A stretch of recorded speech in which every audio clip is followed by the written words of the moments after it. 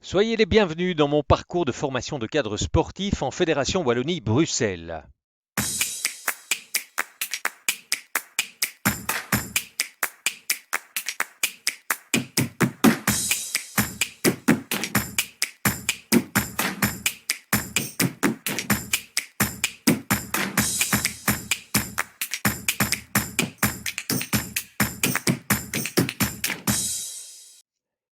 Même si elles se pratiquent sous différentes formes et sous différents statuts, les activités d'un cadre sportif peuvent être considérées comme un métier. Pour corroborer cette affirmation, en se référant à différentes sources de la littérature, le cadre sportif exerce bel et bien une activité sociale, définie par son objet, sa fonction, son champ d'action et son savoir-faire, son art de faire. Guy Le Boterf, scientifique de renom, nous confirme que le métier se définit traditionnellement par quatre grandes caractéristiques. Des savoirs et des savoir-faire essentiellement techniques, un ensemble de règles morales, une identité permettant de se définir socialement et une perspective d'approfondir ses savoirs et ses savoir-faire par l'expérience accumulée. Le cadre sportif au sens large du terme va exercer des fonctions et des tâches pour répondre à des objectifs. Il va donc mener des actions dans le domaine de l'encadrement sportif. Le terme d'encadrement sportif englobe donc un très vaste répertoire de métiers. Quel est le cadre légal?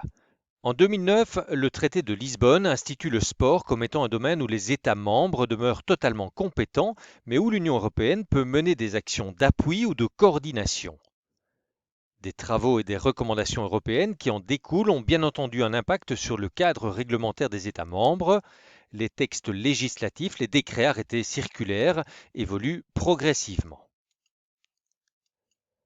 En Belgique, les matières touchant la formation des cadres sportifs sont de la compétence de la Communauté française, actuellement dénommée Fédération Wallonie-Bruxelles. L'article 38 de référence nous précise que le gouvernement délivre des brevets dans le domaine de l'encadrement à vocation pédagogique, sécuritaire ou managériale. Chaque cursus de formation est décliné dans des cahiers de charges référentiels de formation approuvés par le gouvernement par le biais de son administration générale du sport, mieux connue sous son acronyme ADEPS. Alors quelles sont les étapes de ce cursus? De ces considérations, il ressort que les domaines de formation de la filière ADEPS couvrent trois grands champs de métiers de cadre sportif. Il y a ceux à vocation sécuritaire, avec des pratiques de surveillance, des pratiques de prévention et des pratiques de sécurité. Il y a des métiers à vocation pédagogique, avec des méthodes, des pratiques d'enseignement, des méthodes et pratiques d'éducation, des méthodes et pratiques de formation.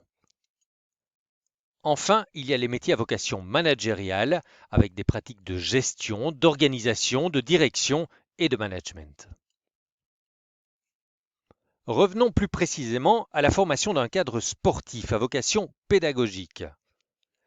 Cette formation recouvre quatre niveaux de qualification indépendants, non obligatoirement hiérarchisés.